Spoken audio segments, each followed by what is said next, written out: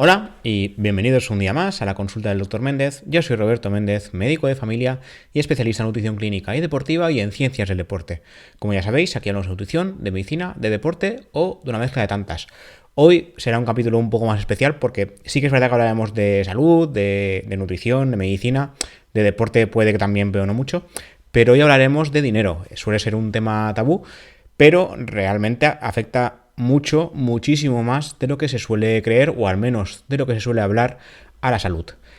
Recuerdo, de hecho, un capítulo que escuché en otro podcast, en este caso lo conoceréis, el de Fitness Revolucionario.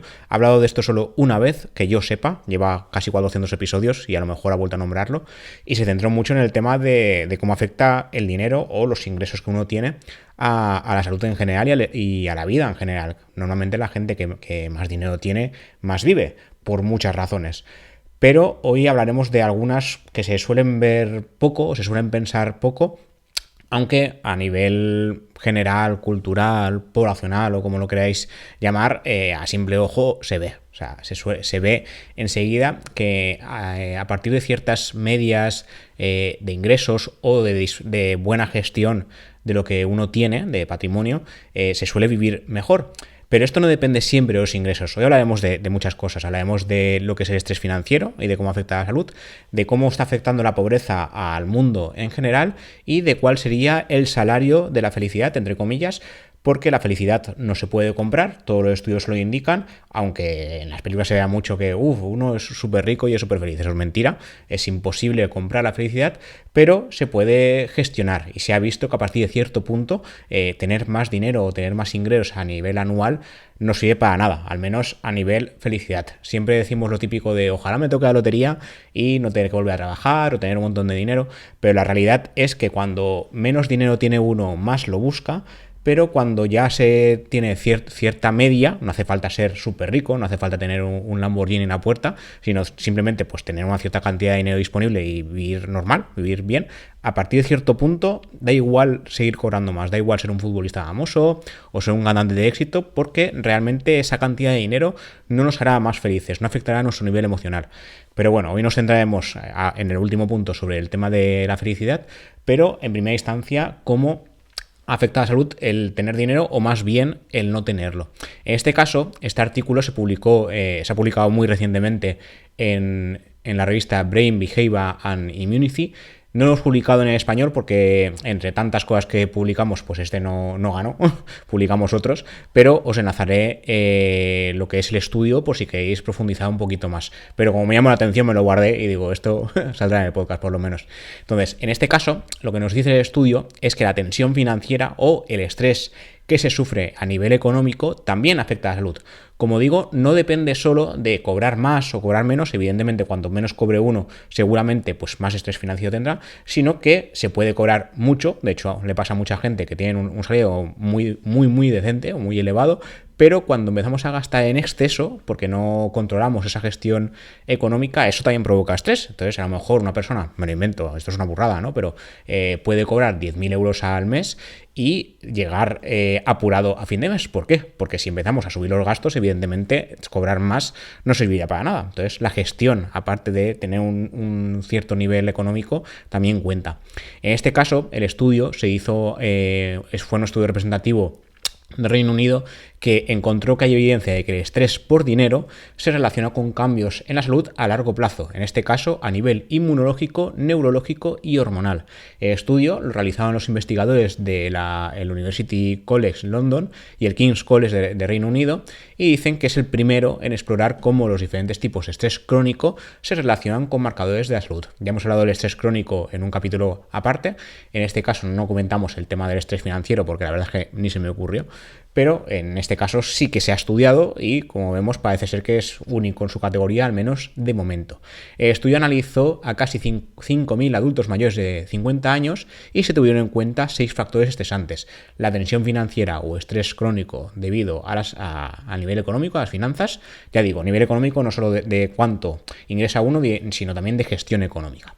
Estrés relacionado con la prestación de cuidados, estrés relacionado con la discapacidad, con el duelo, con la enfermedad y con el divorcio.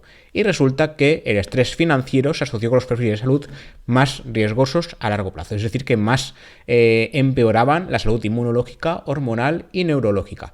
Se tuvieron en cuenta, en este caso, no solo fue a nivel, no se hicieron análisis psicológicos con test validados que solemos hacer también en la consulta médica, sino que también se investigaron biomarcadores en sangre, biomarcadores relacionados con el estrés.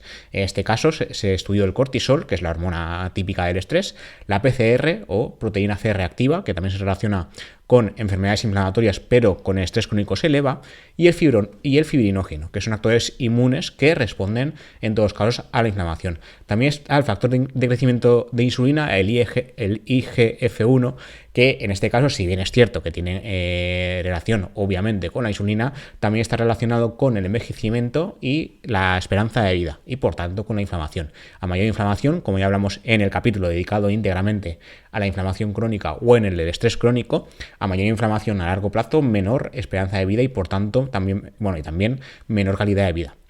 En este caso, los participantes de ese estudio que informaron de estrés financiero, que informaban primero de estrés en general, tenían un 68% más de probabilidad de pertenecer a categorías de alto riesgo que a las categorías de riesgo moderado o bajo tras 4 años de seguimiento. Sin embargo, las que estaban estresadas solo por el dinero, por las finanzas, como dice el estudio, tenían casi un 60% más de probabilidades de mostrar un perfil de alto riesgo 4 años después.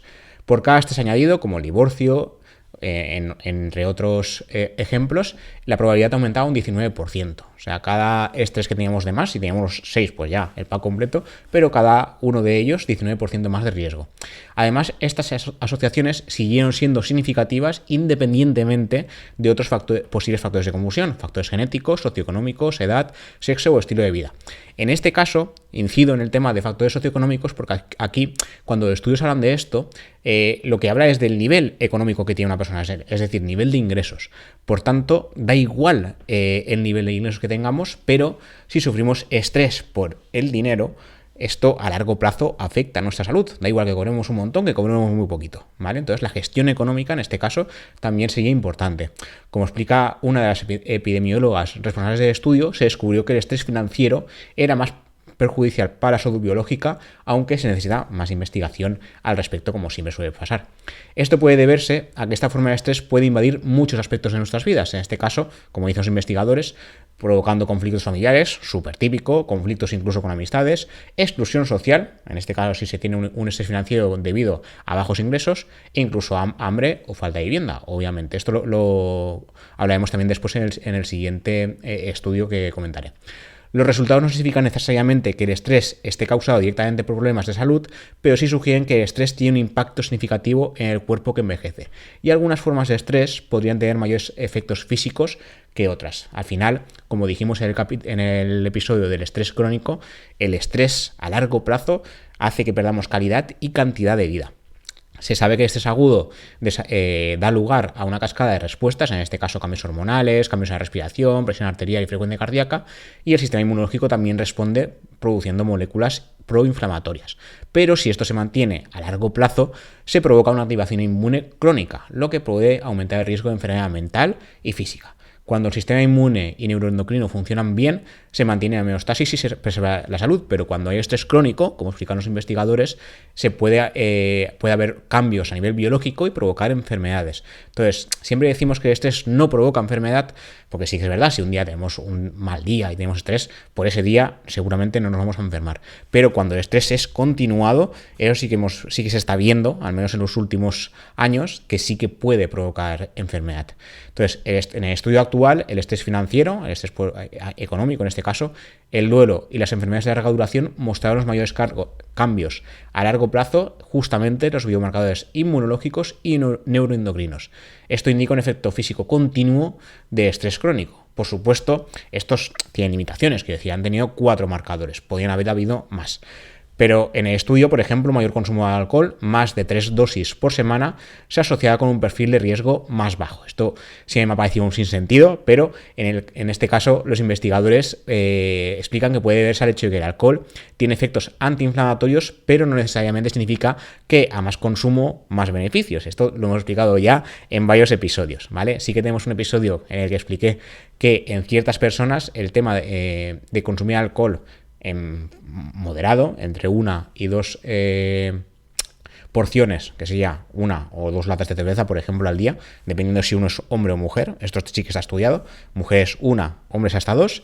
Sí que se ha visto que se reduce la ansiedad en determinadas personas, no en todo el mundo. Entonces, quiero decir, no vayamos aquí consumiendo alcohol porque no es que tengo ansiedad. No funciona así, ¿vale? Se ha visto en el estudio y es una cosa que se tiene que seguir investigando, ¿vale? Luego, por otro lado, otro artículo que en este caso sí que lo publicamos en el periódico, en el español, no lo hice yo, lo hizo una compañera, se titulaba Así mata la pobreza. Os lo lanzaré porque me parece muy llamativo y la verdad es que tiene mucho sentido. En este caso, para que nos hagamos una idea, como decimos en el artículo, la pobreza mata más que el alcohol, la obesidad y la hipertensión. Sin embargo, esas 3 últimas las tenemos siempre muy en cuenta en la consulta, en las conversaciones sociales, pero no solemos tener en cuenta el tema económico. En este caso, lo que se vio, según datos recientes, hay 822 millones de personas que están en este caso, en rango de pobreza. En este caso, solo en España, imaginaos a nivel mundial.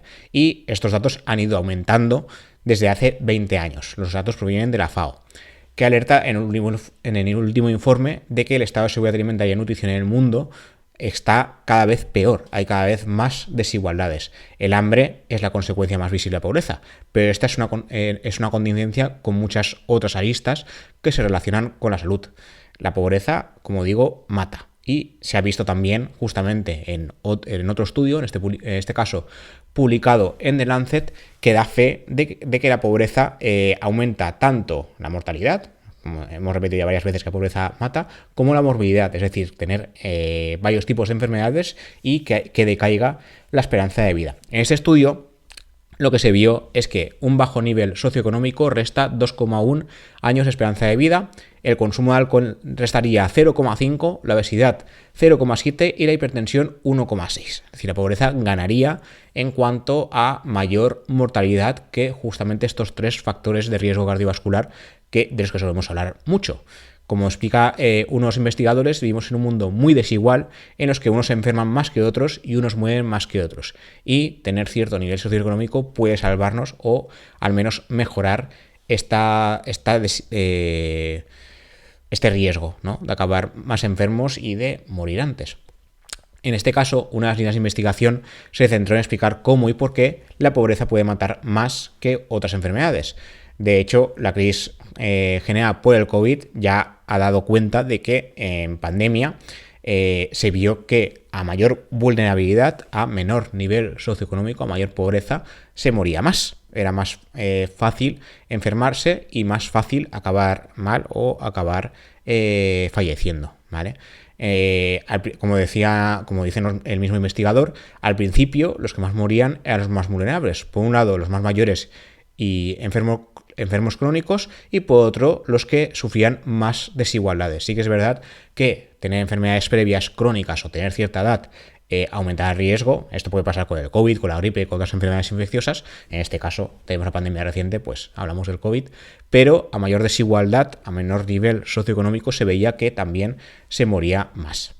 Luego, por otro lado, en esta desigualdad, el investigador principal destaca el papel de las enfermedades crónicas no transmisibles, sobre las que hay un papel predominante de la alimentación y las facilidades de acceso a una dieta equilibrada y saludable, 2 variables que influyen en donde el poder adquisitivo influye mucho.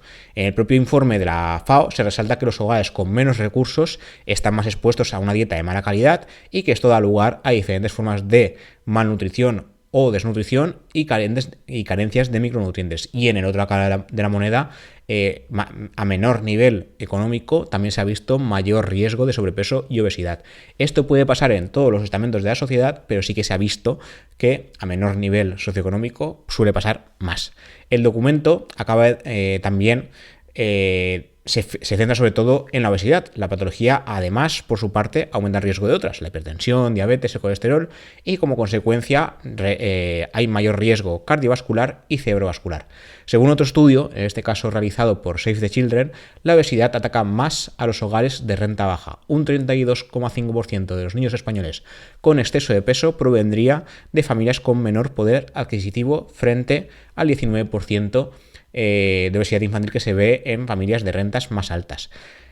Como dicen en el documento, las familias con ingresos inferiores a 18.000 euros y cuyos progenitores no tienen estudios superiores ni trabajo remunerado conforman el colectivo más vulnerable al exceso de peso. La clave de este problema la otorga este último informe. Los menores de familias con rentas superiores a 30.000 euros presentan mayor adherencia a la dieta mediterránea, mayor consumo de frutas, verduras, legumbres y pescado. Al final pasa lo de siempre, ¿no? Que podemos hacer mucha divulgación, quiero decir, al final este podcast, por ejemplo, se basa en eso, ¿no? En divulgación, en ver lo que nos dicen los estudios, en ver qué es lo mejor, pero luego conseguirlo igual no es tan fácil, ¿vale? Por eso me ha parecido buena idea hablar también de esto, porque el dinero suele ser un tema tabú en general. No vamos preguntando a la gente por ahí, oye, ¿cómo vas de dinero?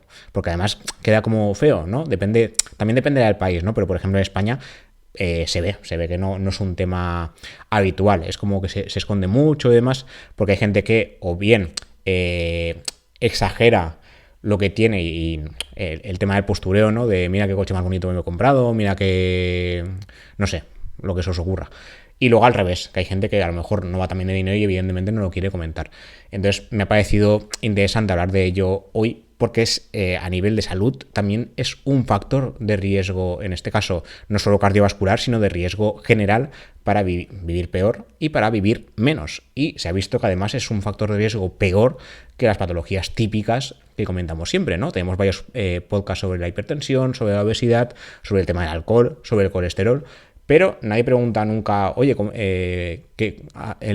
te gestionas? No solo es el tema de más ingresos o menos, como hemos comentado, que de hecho ahora acabaremos comentando esto con el tema del salario de la felicidad, que también me pareció un titular muy llamativo, obvio, pero es que mayor salario tampoco te da más felicidad, es tener cierto nivel de ingresos, eso es obvio que es necesario, o sea, no se puede vivir con 200 euros al mes, por decir una cifra muy exagerada, pero vivir con 10.000 al mes tampoco te va a hacer más feliz, y de hecho este estudio lo corrobora. ¿Cuántas veces hemos escuchado lo de que el dinero no da la felicidad? Eso no solo es así, sino que además es que ha dado para muchos debates y siempre es igual, depende a quién le preguntes. Aunque parezca un tanto chocante, como decimos en el artículo, sí que hay científicos que se han propuesto ver si el dinero influye en la felicidad. No se puede comprar la felicidad, pero sí que existe un nivel de ingresos determinado que sí que parece que nos hace estar más contentos, ¿no? con la vida, ¿no? En este caso, el estudio se publicó en Psychological and Cognitive Science y lo que nos dice, el estudio está realizado en Estados Unidos, quiero puntualizar esto porque hay que ir con pinzas con el tema de cuánto de dinero, y lo que se vio es que según los investigadores de la Universidad de Princeton, la cantidad para acercarse a la felicidad serían $75.000 anuales. Digo que hay que cogerlo con pinzas porque hay que pensar que justo en Estados Unidos, dependiendo de la zona donde se iba, esto pasa también en España, si vivimos en Nueva York, igual 75.000 no es el salario de la felicidad, porque allí es súper caro vivir. Aquí está pasando también en Madrid, en Barcelona, ciudades grandes. Y también hay que pensar que los impuestos de Estados Unidos son diferentes a los de España. Entonces, vamos a pensar que esos $75.000, que serían unos 75.500 euros al cambio, al menos en el momento que escribió el artículo, serían en neto, ¿vale? Porque en bruto es otro rollo. Entonces, cuidado con esto porque el estudio se realizó en un país determinado y se realizó con una población determinada. Además, se realizó con datos de 2010. No tenía en cuenta la inflación que estamos viviendo en los últimos años. Entonces, pensemos que seguramente hoy el estudio daría unas cifras superiores, ¿vale? Aún así, aunque seguramente serían superiores, estos serían alrededor, el día que lo leí por primera vez el artículo calculé, creo que son unos 6.000 y poquito mensuales. No recuerdo exactamente la cifra exacta, pero serían unos 6.000 y algo mensuales, y ya digo, yo lo daría como neto, pero el estudio no corrobora. O sea, yo he ido a ver el estudio en cuestión, aparte del artículo que escribimos en español, y no lo corrobora 100%. Entonces, aún así, en el artículo explicábamos que en el momento del estudio, pocos españoles alcanzarían el conocido como salario de la felicidad, porque para ser exactos, solo un 4,19% de los declarantes del impuesto sobre la renta de las personas físicas, el legendario IRPF, se situaría por encima del tramo de los 60.000 euros. En este caso, el artículo tiene en cuenta los 60.000 euros brutos, ¿vale? No netos. Entonces, por eso digo, yo creo que el estudio se fijaba en el tema de ingresos netos, porque no diferenciaba, no decía nada sobre el tema de los impuestos. Y en cada país los impuestos funcionan de una manera. En nuestro país, por ejemplo, va por tramos, ¿vale? A partir de cierto salario bruto se suben el impuesto del IRPF, pero, por ejemplo, el típico conocido Andorra, ¿no? Ahí los impuestos son de un 10%, hasta cierto límite. No me sé el límite porque no se me ha ocurrido irme aún, pero, y no creo que pase, pero para que tengamos en cuenta que esto es muy diferente, no es lo mismo bruto que neto, ¿vale? Entonces, yo entiendo que el estudio se refería a un neto, a un ingreso mensual que la persona ve, ¿vale? Aunque el estudio en cuestión tuviera que llevar una frase muy al estilo Mr. Wonderful, ¿no? Bien podría ser lo siguiente: ¿con qué poco se puede ser feliz? En este caso se preguntó a 1.000 estadounidenses durante 450 días y los resultados concluyeron que el 85% se encontraban felices, muy por encima del 39% estresados y del 24% que se encontraban deprimidos. ¿Qué quiere decir esto? Que la felicidad no se compra, ¿vale? No se puede comprar. No hay un salario de la felicidad. Lo llamativo del estudio, como confirmamos en el artículo que os enlazaré, es que la visión de la felicidad es diferente, porque está dividida en dos aspectos. Por un lado, se analizó el bienestar emocional de los entrevistados, para que se tuviera en cuenta la frecuencia e intensidad de momentos de alegría, momentos de estrés, tristeza e ira. Y por otro lado, la evaluación de la vida, entendida como qué piensa cada uno de los encuestados, cómo es su vida, ¿no? Cómo la valoran. De esta forma, aseguraron que los ingresos económicos y la educación serían los dos factores que más influyen en la evaluación de la vida.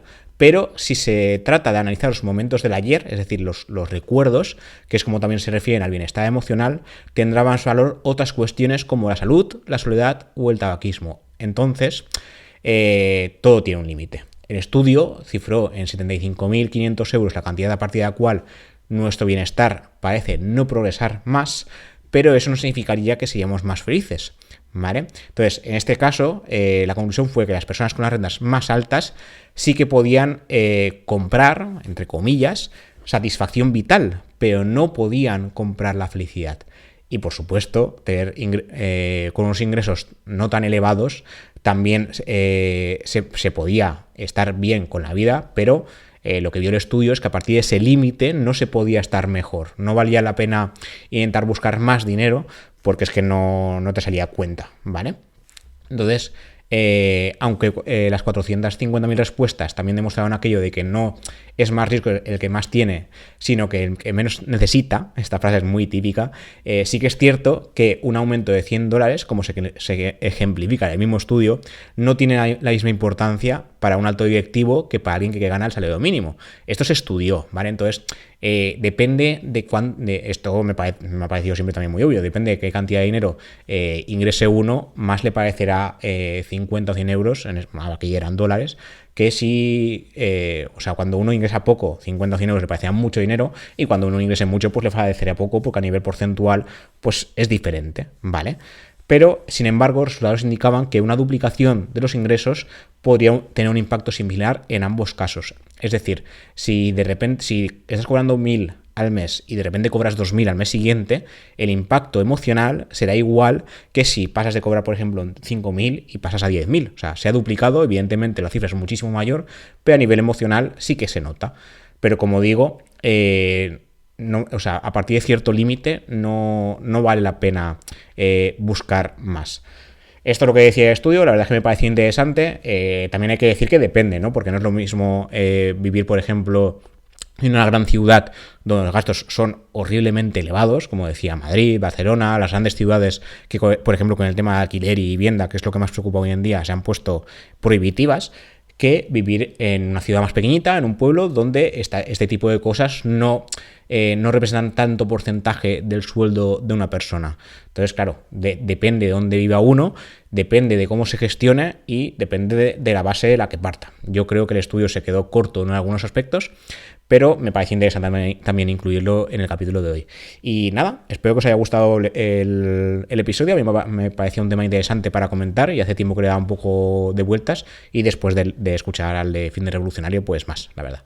Y nada, como siempre, nos vemos si veis esto en YouTube o nos escuchamos en las diferentes plataformas de podcast a partir de Cuonda Podcast, que distribuye a todas las demás: Spotify, iVoox, Apple Podcast, Google Podcast, Pocket Cast, la que queráis, estamos en todas partes. Y nada, lo dicho, nos vemos y nos escuchamos en siguientes episodios. Hasta la próxima.